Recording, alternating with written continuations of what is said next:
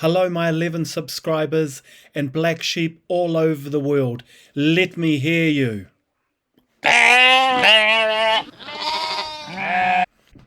As promised, here is our follow-up to the groundbreaking story Toiletgate. During the filming of Toiletgate, news was breaking globally that the fake Bureau of Idiots, the FBI, were raiding Donald Trump's Mar-a-Lago residency. And as normal, I'll use the assistance of my esteemed colleagues at CNN to do this follow-up story. The FBI to get a warrant and go search Mar-a-Lago, what needs to happen? The world needs to move. I mean, I can't overemphasize to you, John, how big of a deal this would have been within the Department of Justice and the FBI. This is not, a couple of agents showing up at some judge's door in the middle of the night to get an emergency warrant. This is something that would have been planned out and reevaluated and legally examined from every possible angle by the entirety of the leadership structure of both organizations. So let's remember. Former FBI Deputy Director Andrew McCabe apologized to investigators for changing his story about leaking to the press. Back in 2017, McCabe telling investigators he didn't know how info on an FBI probe into the Clinton Foundation wound up in a Wall Street Journal article. But then a few months later, he acknowledged, in fact, he did authorize the leak of that information. So let's remember that to get a search warrant in any case, whether it's you or I or the former president, you have to go before a federal judge and convince that judge that there is probable cause to believe both that a federal crime has been committed and that evidence of that crime is contained within the space you have described in your warrant request. My name's John Berman. My John Berman face. Described in your warrant request.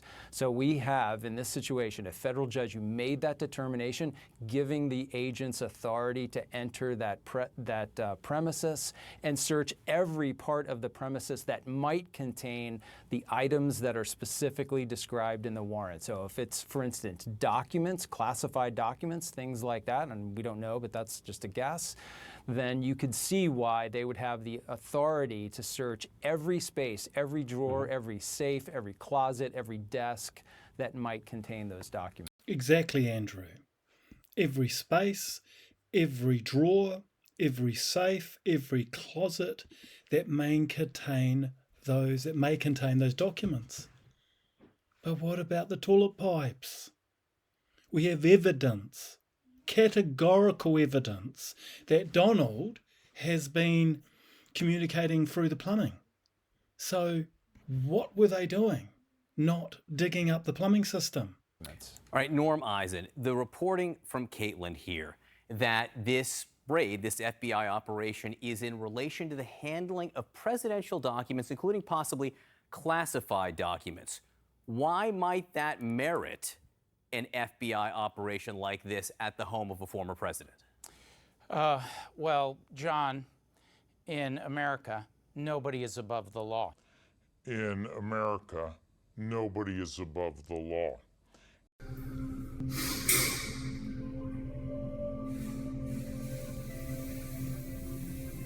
I don't care why someone is a malefactor in society. I don't care why someone is antisocial. I don't care why they become a sociopath. We have an obligation to cordon them off from the rest of society, try to help them, try to change their behavior. That's why we do in this bill. We have drug treatment and we have other treatments to try to deal with it. But they are in jail, away from my mother, your husband, our families. But I want to say one thing to the American people. I want you to listen to me. I'm going to say this again. I did not have sexual relations with that woman, Miss Lewinsky. I never told anybody to lie, not a single time, never. These allegations are false, and I need to go back to work for the American people. Thank you. And that's what our country is about, and no person is above the law, not even the President of the United States, not even a former President of the United States. The California Highway Patrol just confirmed there is, in fact, dash cam video from the night Pauly P. got popped for drunk driving. But we still don't know if he can say his ABCs backwards or if he offered stock tips to the arresting officers, because Highway Patrol still won't give us the video or the mugshot.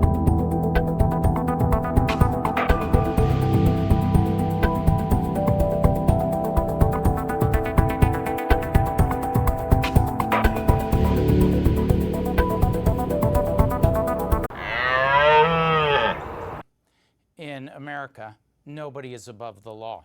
And the federal laws are very clear that anybody who removes, mutilates, or destroys records, it's 18 U.S.C.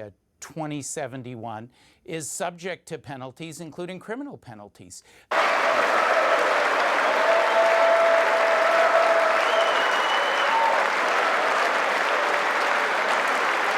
There's even more strict rules for classified documents being removed from official premises because of the damage that can do to national security.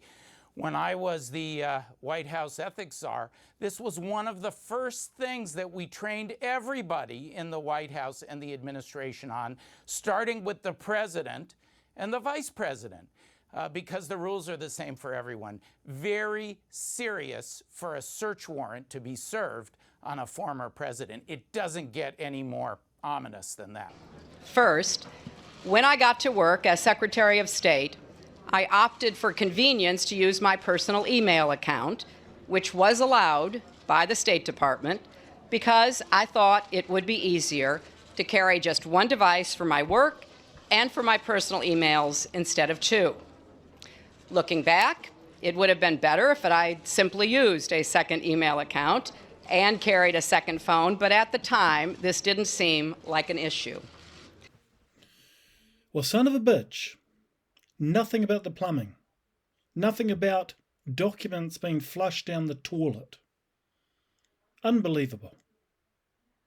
That's why we need people logged into this channel to get the truth. From CNN, New York Times, the FBI, former presidents, people you can trust. But if some of this video is true, even just a little bit of it, what I wonder about, and why I don't believe a lot of these conspiracy theories, is how do you coerce someone? And I'm just going to end with this little clip from Joe Bidden, but also my patent look.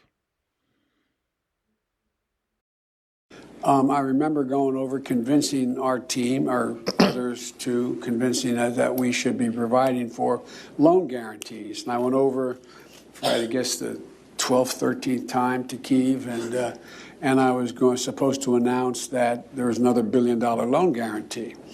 And I had gotten a commitment from Poroshenko and from Yatsenyuk that they would take action against the state prosecutor, and they didn't. So they said they were walking out to press conference. I said, no, I said, we're not going to give you the $1 billion. They said, you have no authority. You're not the president. The president said. I said, call him. I said, I'm telling you, you're not getting the $1 billion. I said, you're not getting the $1 billion. I'm going to be leaving here. And I think it was, 6 hours? I said, I'm leaving in 6 hours. If the prosecutor's not fired, you're not getting the money. Well, son of a bitch. Got fired. And they put in place someone who was solid at the time. Well, there's still, so they